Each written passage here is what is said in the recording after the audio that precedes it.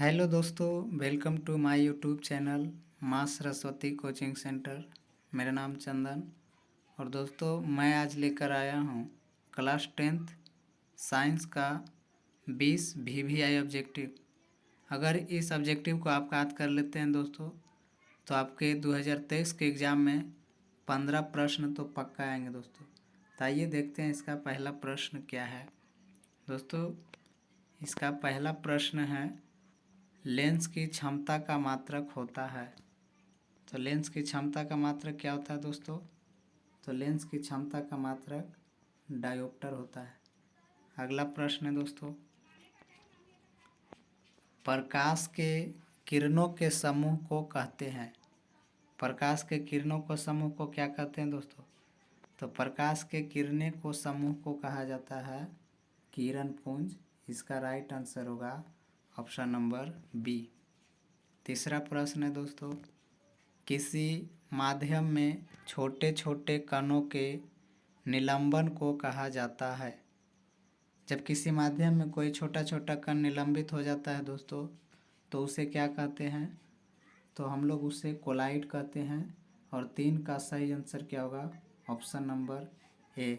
अगला प्रश्न देखते हैं दोस्तों, ये प्रश्न तो VVI होगा दोस्तों, इसे आप तो ज़रूर याद कर लेंगे। प्रश्न है, मानव शरीर की प्रतिरोध कितना होता है? ऑप्शन ए में है 50 से 100 ओम, बी में है 100 से 150 ओम, सी में है 150 से 200 ओम, डी में है 200 से 300 ओम। तो मानव शरीर का प्रतिरोध कितना होता है दोस्तों? तो मानव शरीर का प्रतिरोध होता है 50 से 100 ओम। इसका राइट आंसर ए होगा दोस्तों। 5वां प्रश्न है, अवतल दर्पण की फोकस दूरी होती है। दोस्तों अवतल दर्पण की फोकस दूरी होती है, ऑप्शन ए में दिया है ऋणात्मक, बी में है धनात्मक, सी में है ऋणात्मक एवं धनात्मक दोनों, डी में है 0। तो अवतल दर्पण की जो फोकस दूरी होती है दोस्तों वो ऋणात्मक होती है। अगर आपसे पूछे कि उत्तल दर्पण की फोकस दूरी क्या होती है तब मेरा राइट आंसर क्या होगा दोस्तों? तो मेरा राइट आंसर हो जाएंगे धनात्मक। नेक्स्ट प्रश्न है,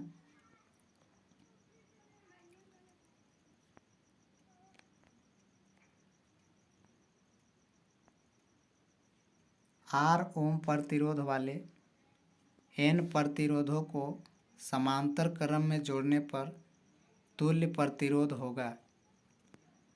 अगर ऐसा प्रश्न आपसे पूछे दोस्तों तो जितना ओम दिया है आप उसे प्रतिरोध के साथ N2 कर दें। अगर यहाँ से हम इसको हल करेंगे तो मेरा आंसर निकल के आएगा RN, जो कि ऑप्शन नंबर सी में है दोस्तों। तो 6 का राइट आंसर क्या होगा? Option number C. अगला प्रश्न है, ओम के नियम निहित है। आप लोग ओम के नियम पढ़े होंगे दोस्तों। तो ओम के नियम में क्या सूत्र निकल कर के आता है?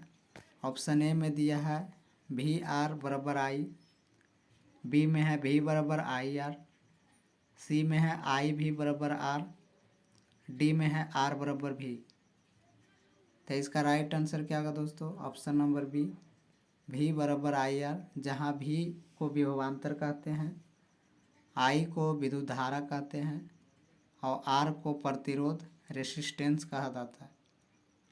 8वां प्रश्न है दोस्तों, विद्युत धारा की प्रबलता का SI मात्रक होता है। ए में है एम्पियर, बी में है वोल्ट, सी में है ओम, डी में है जूल। तो विद्युत धारा की प्रबलता बोले या विद्युत धारा के मात्रक बोले तो इसका राइट आंसर होगा option number A, ampere. 9 number प्रश्न है दोस्तों, विद्युत धारा उत्पन्न करने की युक्ति को कहते हैं। विद्युत धारा किस यंत्र से उत्पन्न किया जाता है? ये प्रश्न है दोस्तों। ऑप्शन ए में है जनित्र, जनित्र को जनरेटर कहा जाता है, बी में है गैल्वेनोमीटर, सी में है एमीटर, डी में है मोटर। तो विद्युत धारा इनमें से किससे उत्पन्न हो सकता है दोस्तों? तो जनरेटर से विद्युत धारा उत्पन्न हो सकता है। 10 नंबर है दोस्तों, निर्गत किरण एवं अभिलंब के बीच के कोण को कहते हैं। ए में है आपतन कोण, बी में है परावर्तन कोण, सी में है निर्गत कोण, डी में है इनमें से कोई नहीं। तो 10 का राइट आंसर क्या होगा दोस्तों? ऑप्शन नंबर सी इसका सही आंसर होगा, निर्गत कोण। 11 नंबर है, मानव नेत्र के लिए दृष्टि का अस्थायित्व होता है। मतलब मानव नेत्र जब किसी वस्तु को देखता है तो वस्तु आँखें तक कितनी देर तक बनी रहती है, ये पूछ रहा है दोस्तों। ऑप्शन ए में है 1/10 सेकेंड, बी में है 1/16 सेकेंड, सी में है 1/6 सेकेंड, डी में है 1/18 सेकेंड। तो इसका सही आंसर क्या होगा दोस्तों? Option number A 1/10 second. अगर दशमलव में पूछेगा तो 0.1 सेकेंड होगा दोस्तों। 12 नंबर है, सामान्य आँख के लिए स्पष्ट दर्शन की न्यूनतम दूरी होती है। मतलब एक आँख की न्यूनतम दूरी क्या होती है दोस्तों? तो इसका सही आंसर 25 सेंटीमीटर होगा।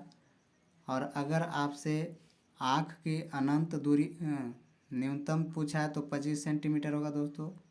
अगर अधिकतम पूछेगा तो इसका सही आंसर क्या होगा? तो इसका सही आंसर अनंत होगा। अगला प्रश्न है दोस्तों, 13 नंबर है, किसी दृष्टि दोष के निवारण के लिए अवतल लेंस का प्रयोग किया जाता है। मतलब आँखों में ऐसा कौन सा दोष हो जाता है जिसको दूर करने के लिए अवतल लेंस का प्रयोग किया जाता है? तो ऑप्शन ए में है दीर्घ दृष्टि दोष, बी में है निकट दृष्टि दोष, सी में है आबिंदुकता और डी में है जरा दृष्टि दोष। तो दोस्तों आपको याद रखना होगा कि बड़ी अक्षर की बीमारी में बड़े अक्षर का लेंस का प्रयोग किया जाता है। तो इसमें बड़े अक्षर अवतल लेंस है और इसमें बड़े बीमारी जो है वो है निकट दृष्टि दोष। मेरा मतलब है दोस्तों कि अवतल में लगता है दीर्घ दृष्टि दोष और अवतल में निकट दृष्टि दोष। अगला प्रश्न है, आमीटर का प्रतिरोध होता है। तो आमीटर का प्रतिरोध क्या होता है? ए में है छोटा, बी में है बड़ा, सी में है बहुत छोटा, डी में है इनमें से कोई नहीं। तो आमीटर का जो प्रतिरोध होता है वो होता है बहुत छोटा। 15 नंबर प्रश्न है, कार्य करने की क्षमता को कहते हैं। हम किसी भी काम को कर सकते हैं, उस क्षमता को क्या कहते हैं दोस्तों? तो हम किसी भी काम को तब करते हैं जब हमारे अंदर क्या होते हैं? एनर्जी। तो कार्य करने की क्षमता को भी एनर्जी कहा जाता है। 16 नंबर प्रश्न है, शुष्क सेल में ऋण इलेक्ट्रोड बना होता है। ए में है तांबा का, बी में है कार्बन का, सी में है जस्ता का, डी में है इनमें से कोई नहीं। तो 16 का सही आंसर क्या होगा दोस्तों?